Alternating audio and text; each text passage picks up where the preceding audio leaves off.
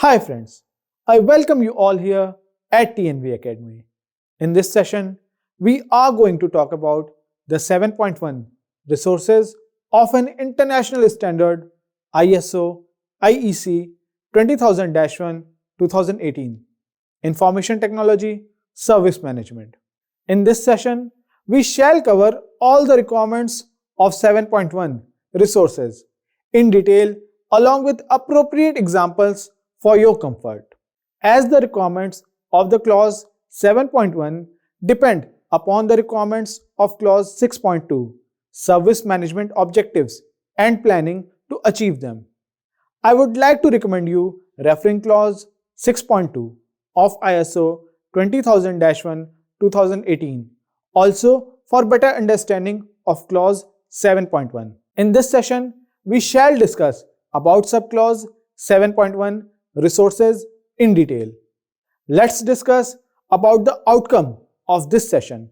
After completing this session, you will be enabled to determine and provide the human, technical, information and financial resources needed for the establishment, implementation, maintenance and continual improvement of the SMS and the operation of the services to meet the service requirements and achieve the service management objectives.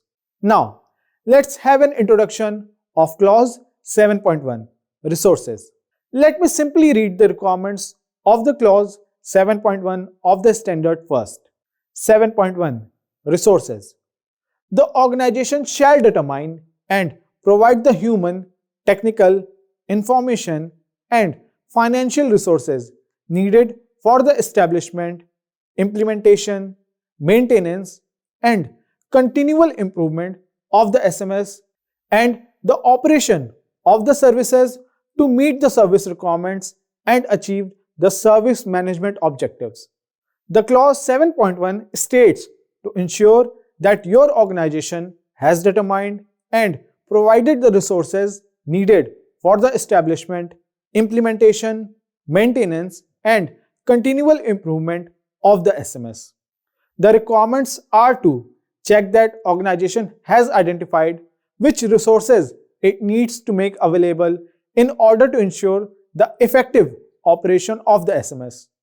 Resources will often include raw materials, infrastructure, finance, personnel, and ICT, all of which can be either internally or externally provided. Having sufficient resources is vital to ensure service conformity and satisfy customer requirements. For example, having adequate workforce, finance, and equipment to ensure timely delivery of services. Many organizations run into SMS non-conformities as a result of insufficient or improper use of resources.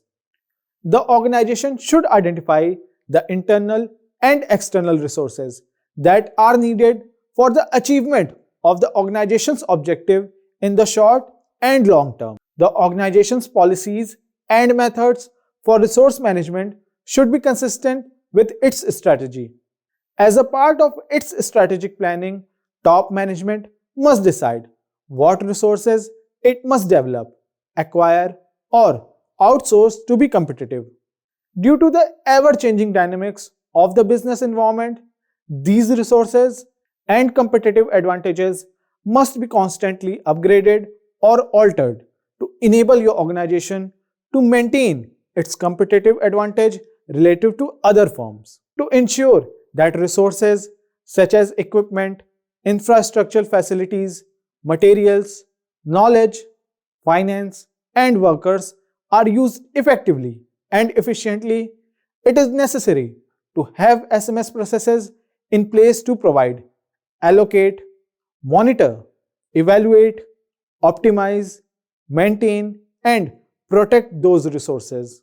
Auditors may look at the budget to check that some funding has been allocated to the SMS, but they might dig deeper, checking if the organization has really identified all types of resources required and that it has taken action to ensure that those resources are available as needed.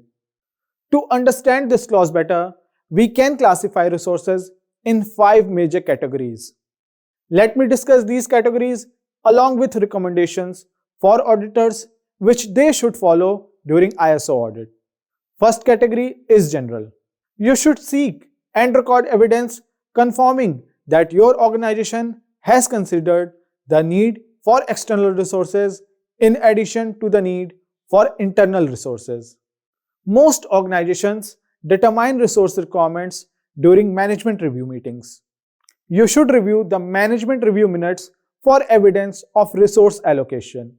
Second category of resource is people.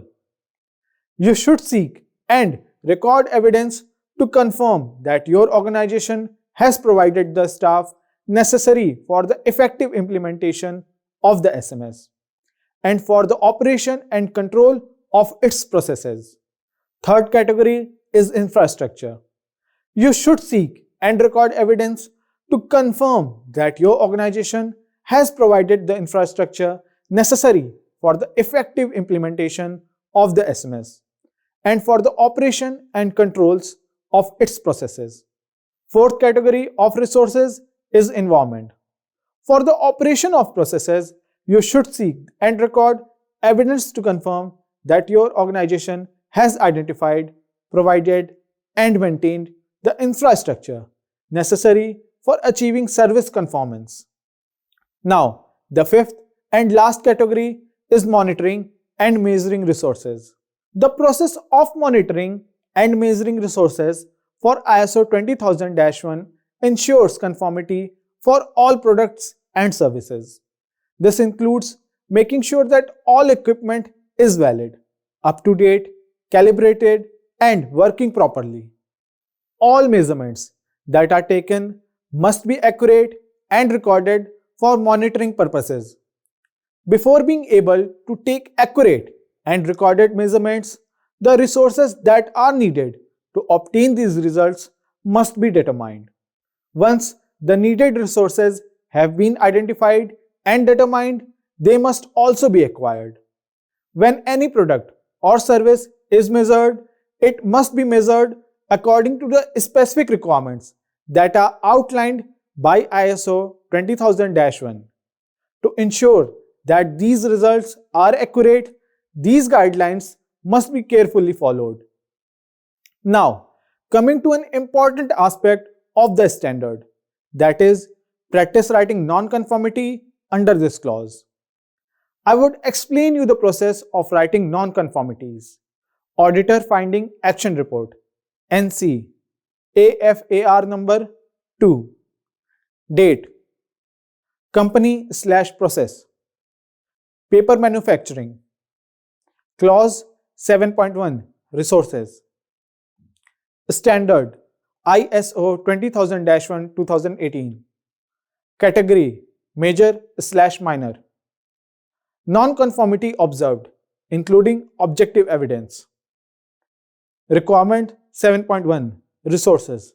The organization shall determine and provide the human, technical, information, and financial resources needed for the establishment, implementation, maintenance, and continual improvement of the SMS and the operation of the services to meet the service requirements and achieve the service management objectives. Non-conformity evidence.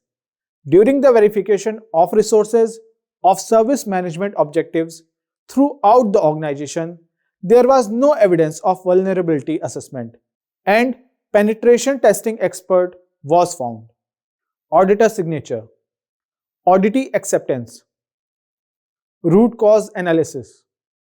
The top management was aware of the service management objectives and need of VAPT expert in organization, and instruction was also sent to manager HR for conducting interviews and to recruit one expert. Due to COVID, interview could not be held and hence no recruitment was done. The management representative MR could not show evidence of the same to the auditor. Correction. Manager HR was directed to conduct online interviews and recruit the VAPT expert as soonest as possible. Corrective action.